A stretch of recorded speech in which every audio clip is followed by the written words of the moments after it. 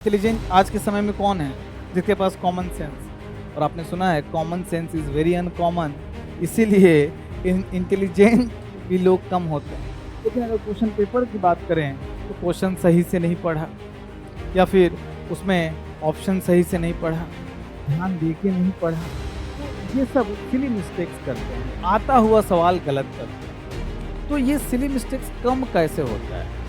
खूब रिवीजन के माध्यम से होता है। ये जो प्रॉब्लम है कि कोई एक पोर्शन वीक रह गया, ये जो प्रॉब्लम है एक ही कॉन्सेप्ट पे बार बार गलत हो रहा है, ये आपको सॉल्व करना है। ये जो समाधान है वही आता है कहाँ से? संधान से।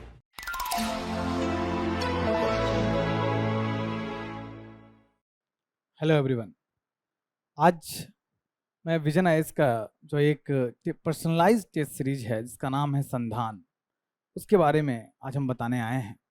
उसके पहले संधान को हम लोग डिस्कस करेंगे क्या है।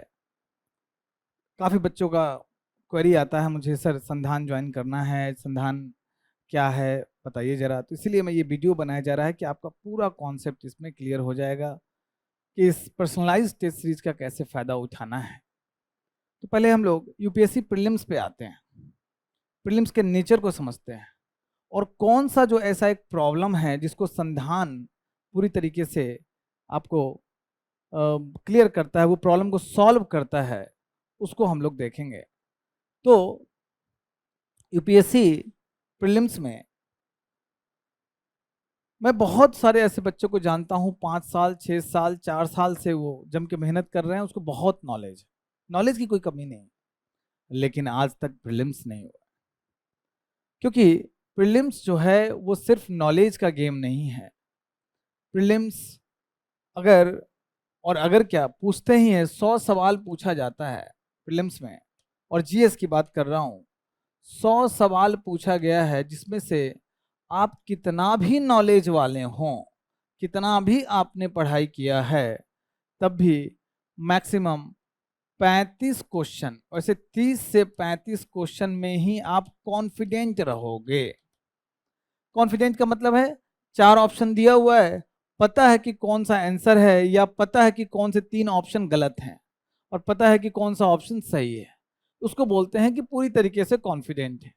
मैं उस बच्चे की बात कर रहा हूँ जो जिसका ज्ञान बहुत ज़्यादा है, पूरा जम के उसने पढ़ाई किया, प्रीलिम्स का पैटर्न समझता है, उसकी बात कर रहा हूँ। मैक्सिमम कितना कर पाओगे आप? 30 से 35 क्वेश्चन, और इसमें कॉन्फिडेंट हो, उसमें भी 3-4 सवाल गलत होता है, लेकिन 35 क्वेश्चन में अगर 30-32 सही हो गया, ये मामूली बात नहीं है, बहुत बड़ी बात। लेकिन और 90 के आसपास आपको अटेम्प्ट करना होता है। ऑब्वियसली वो एग्जाम हॉल में डिसीजन लेना पड़ता है कि भाई पेपर का लेवल कैसा है, टफ है, आसान है, उस हिसाब से आपको थोड़ा सा कैलकुलेट करना पड़ता है। तो बचे हुए 50 से लेकर, मैं तो कहूँगा 55 से लेकर 60 क्वेश्चंस आपको इंटेलिजेंट गेस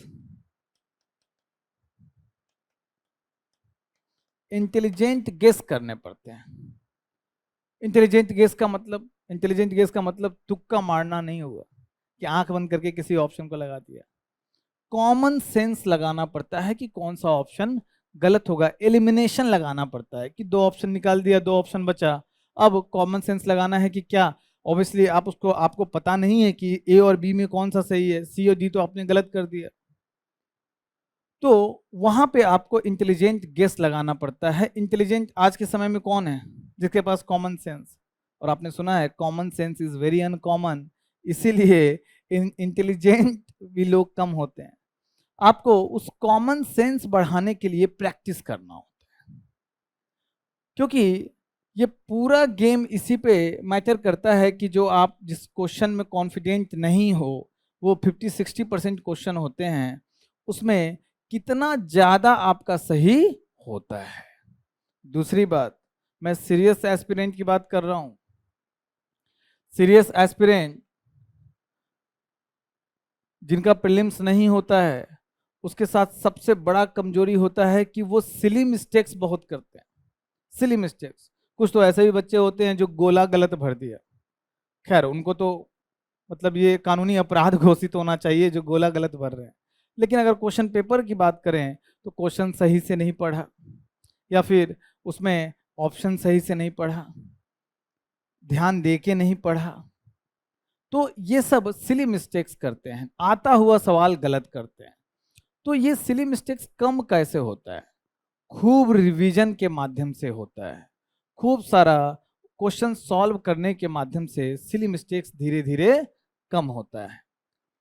तो आप जो प्रैक्टिस करते हो एमसीक्यू, जितना ज़्यादा एमसीक्यू प्रैक्टिस करते हो तो आप यूपीएससी पॉइंट ऑफ व्यू से जो चेंज, जो ट्विस्ट लाए जाते हैं, उतना बार झेलते हो, उतना बार वो प्रेशर हैंडल करते हो, गलती करते हो, सीखते हो, फिर गलती करते हो, सीखते हो। प्रैक्टिस में आपको पूरा हक है, पूरा अधिकार है खूब गलती करने का, आपका राइट है, लेकिन आपका वो ड्यूटी भी है, फंडामेंटल राइट है गलती करने का, लेकिन आपका फंडामेंटल ड्यूटी भी है उन गलतियों को सुधार करने का। तो सारे जो ट्विस्ट हैं उस पर आप प्रैक्टिस करते हो। आपका बहुत बार क्या होता है कि आपने पूरा पॉलिटी पढ़ा, फॉर एन एग्जांपल पॉलिटी पढ़ा, लेकिन आपका पॉलिटी में एक चैप्टर है, जैसे कि आपका चैप्टर है फंडामेंटल राइट, उससे हर साल सवाल पूछता है, और फंडामेंटल राइट में अब थोड़ा डीप जाने लगा है, तो वहाँ सवाल गलत हो जा रहा है, जो क्लास में पढ़ाया गया उससे ऊपर लेवल का पूछा जा रहा है, संसद के क्वेश्चन टफ होते हैं, वहाँ आप गड़बड़ कर रहे हैं। तो पढ़े हुए होने के बाद भी आप बेसिक कॉन्सेप्ट में गलती करते हो, वहाँ उस बेसिक कॉन्सेप्ट को मजबूत करने की आवश्यकता होती है। उसके बाद जगह जगह आपको कंफ्यूजन होता है, तो और जब एलिमिनेशन में भी आपको ये प्रैक्टिस करना होता है कि जो एक्सट्रीम वर्ड है कैसे उसको डील करें, कहाँ वो गलत होगा, एक्सट्रीम वर्ड पे कैसे फोकस करें, उनका प्रैक्टिस करना है, गलत विकल्प को हटाना है, लॉजिकल गेस करना है। ये एलिमिनेशन मेथड, एलिमिनेशन तकनीक का भी खूब प्रैक्टिस करना है, तब जाके आपको एलिमिनेशन इंटेलिजेंस गेस करना आएगा। तो इसका समाधान क्या है? देखिए, एक कॉन्सेप्ट होता है रिवर्स इंजीनियरिंग। रिवर्स इंजीनियरिंग क्या होता है? रिवर्स इंजीनियरिंग, मैं एक साधारण सा बात बताता हूँ कि जब मैं तैयारी कर रहा था तो मैंने स्पेक्ट्रम पढ़ा, बिपिन चंद्रा पढ़ा, और पहली बार पढ़ रहा हूँ, पहला अटेम्प्ट था, पहली बार पढ़ रहा हूँ, पहली बार में हर चीज़ क्लियर तो होता नहीं है। तो मुझे जो गोलमेज सम्मेलन है हिस्ट्री में, राउंड टेबल कॉन्फ्रेंस, मालूम चल गया कि भाई 3 राउंड टेबल कॉन्फ्रेंस हुए। मुझे मालूम चल गया कि मात्र दूसरे राउंड टेबल कॉन्फ्रेंस में गांधी जी गए थे। मुझे ये भी मालूम चल गया कि तीनों राउंड टेबल कॉन्फ्रेंस में डॉक्टर अंबेडकर गए थे। ये क्यों हुआ था ये भी मालूम चल गया। जब मैं मॉक दे रहा था तो क्वेश्चन आया, एक स्टेटमेंट आया कि तीनों राउंड टेबल कॉन्फ्रेंस एक ही कॉन्फ्रेंस का 3 पार्ट था। आप बिलीव नहीं करोगे, मुझे ये बेसिक चीज नहीं पता था। ऐसा नहीं था कि मैंने पढ़ा नहीं था, मैंने पढ़ा था पूरा, लेकिन आप जो बुक पढ़ते हो, मटेरियल पढ़ते हो, उससे सारे कॉन्सेप्ट क्लियर नहीं होते। अगर क्लियर भी हुए तो याद नहीं होते। वो पढ़ना जरूरी है, उसको रिवाइज करना जरूरी है, लेकिन एक एक कॉन्सेप्ट पे अगर क्लियरिटी चाहिए तो आपको रिवर्स इंजीनियरिंग करना पड़ता है। अब ये है क्या रिवर्स इंजीनियरिंग? इसके लिए आपको एक एक कॉन्सेप्ट, जैसे राउंड टेबल कॉन्फ्रेंस है, तो इस पे अगर आप 15 क्वेश्चन लगा लेते हो, 15 से 20 क्वेश्चन लगा लेते हो, सॉल्व करते हो, सॉल्व करने के बाद उसका एक्सप्लेनेशन पढ़ते हो,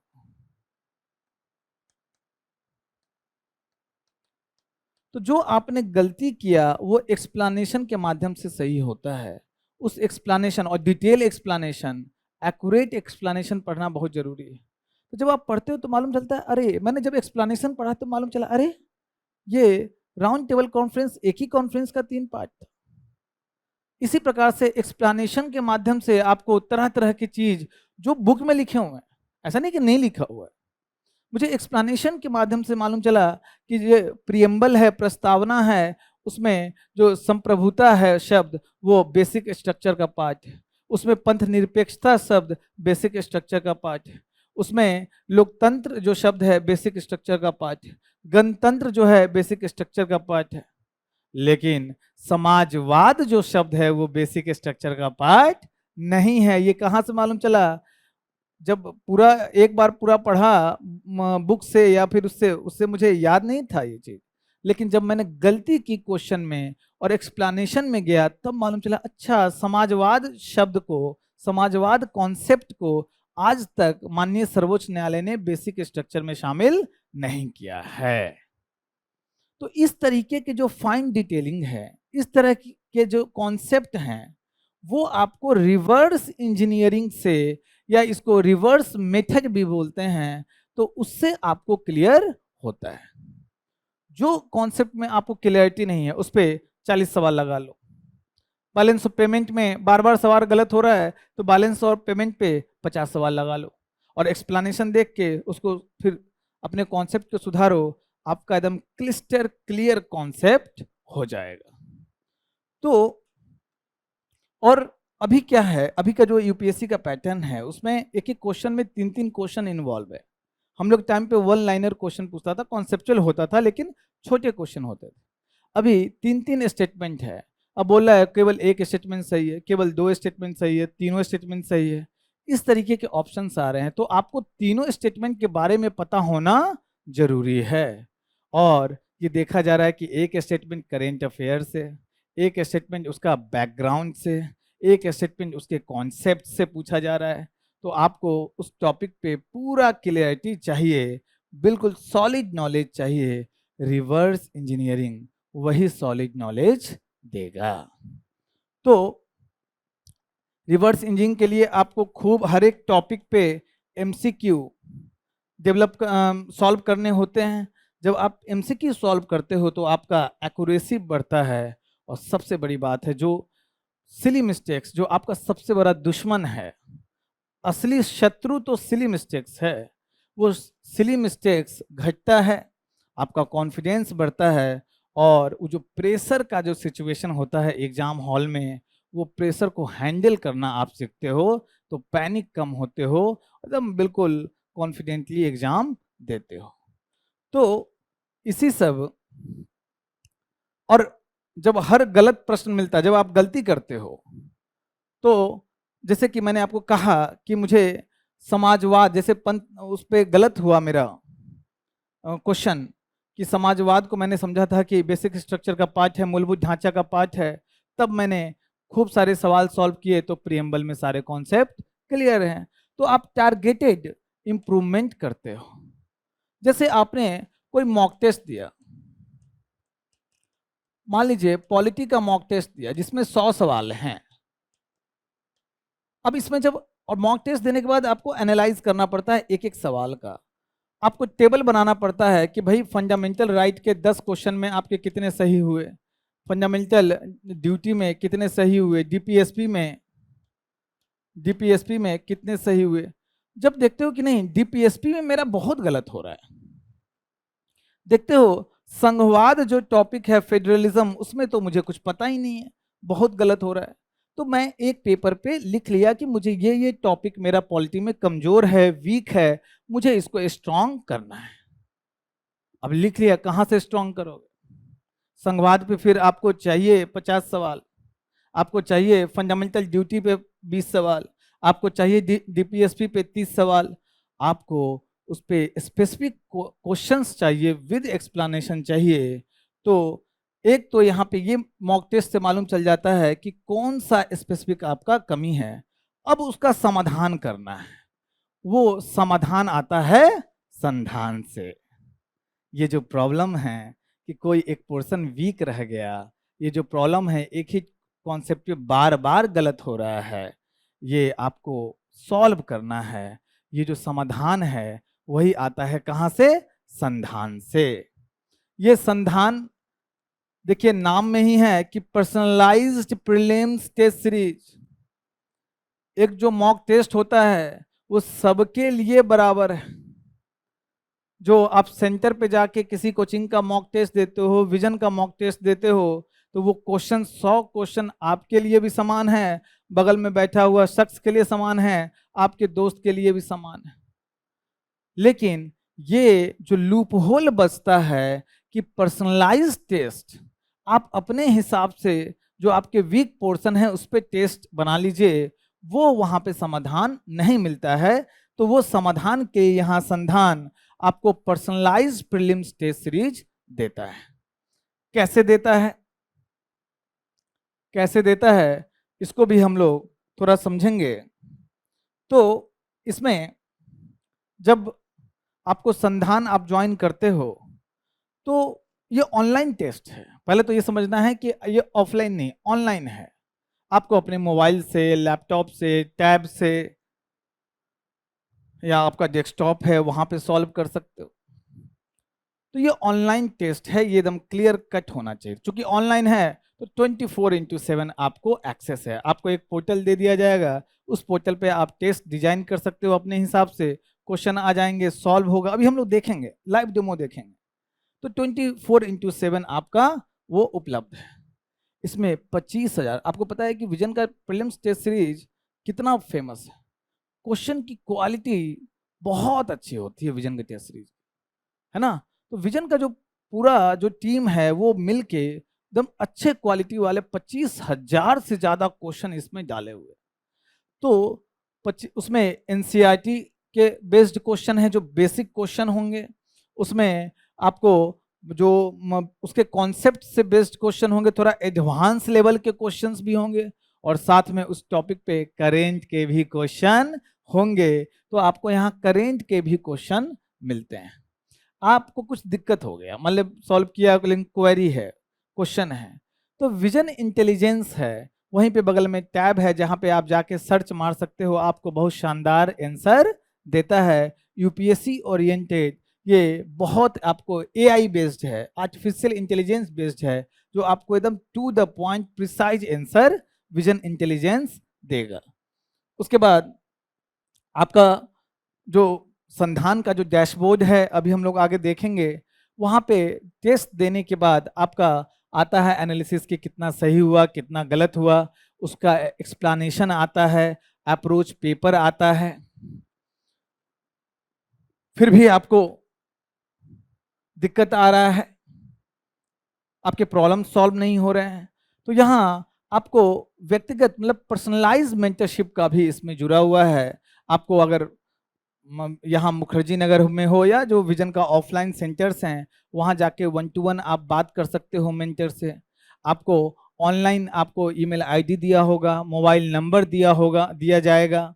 आपको ऑनलाइन आप सीधे चैट भी कर सकते हो, आपको कॉल आ जाएगा, मेल कर सकते हो, उसका रिप्लाई आ जाएगा आपके क्वेश्चन का, आप फ़ोन पे बात कर सकते हो। तो आपको पर्सनलाइज मेंटरशिप यहाँ विजन में संधान के साथ जुड़ा हुआ है, इसके साथ फ्री है ये पर्सनलाइज मेंटरशिप। उसके बाद जो आपको जो इस संधान का पूरा प्लेटफॉर्म है, पूरा यूजर फ्रेंडली है, बहुत आसान है इसको यूज करना। चलो देखिए कैसे हम लोग यूज करते हैं। तो अब जरा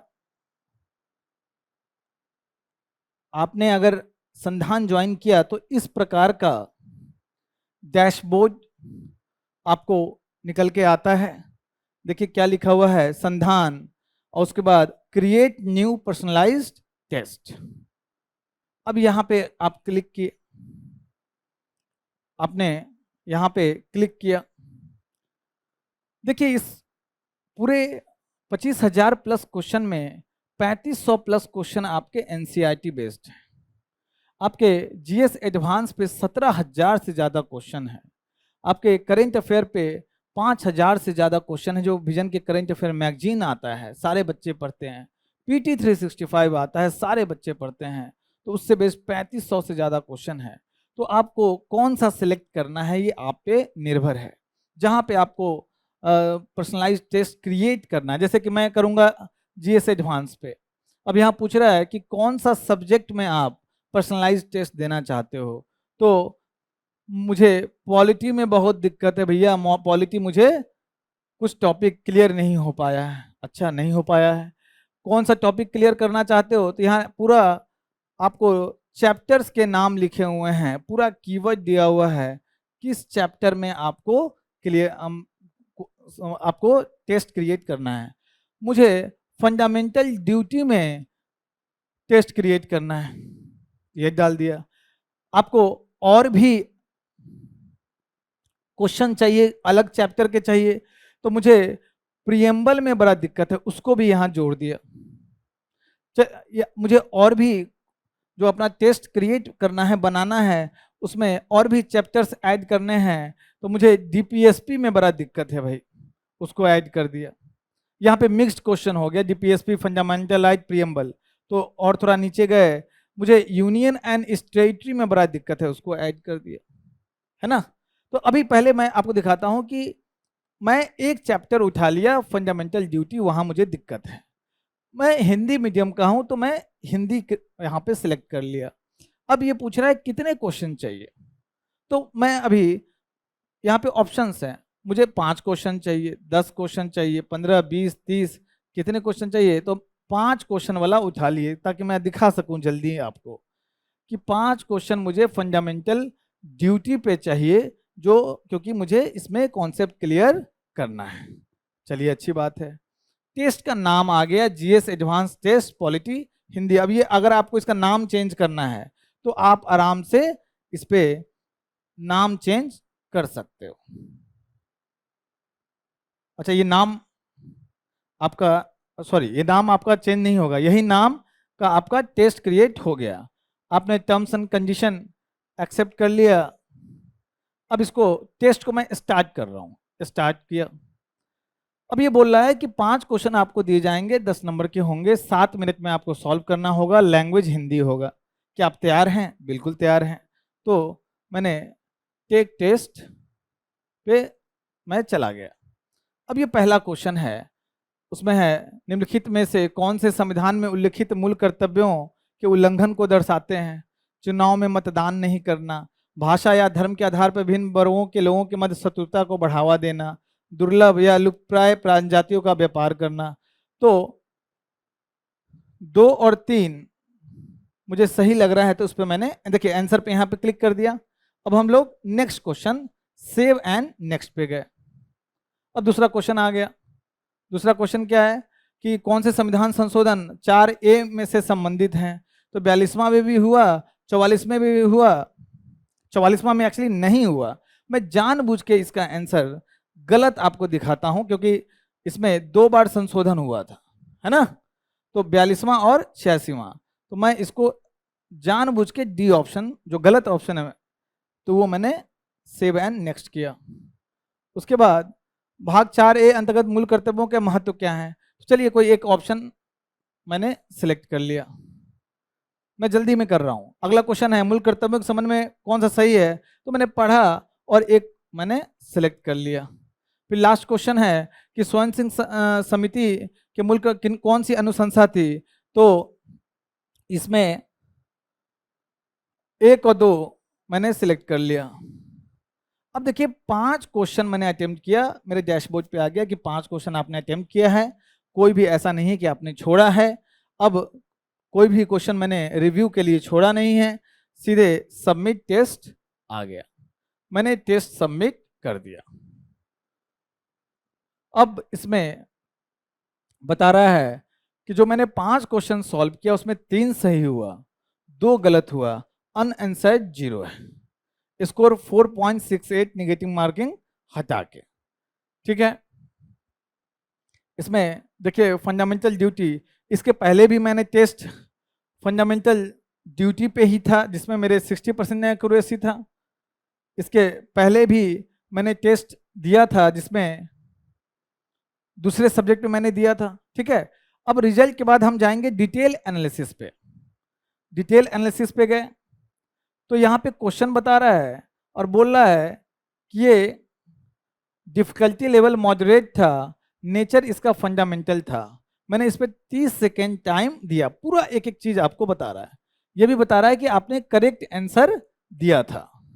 ठीक है, अब एक्सप्लेनेशन पे जाएंगे। एक्सप्लेनेशन को यहाँ पे 3 डॉट है, क्लिक किया, उसमें डिटेल में एक्सप्लेनेशन दिया हुआ है, बताया गया है कि ये मूल कर्तव्य के संबंध में और क्या क्या प्रावधान है, क्या सही क्या गलत, पूरा डिटेल में दिया गया है।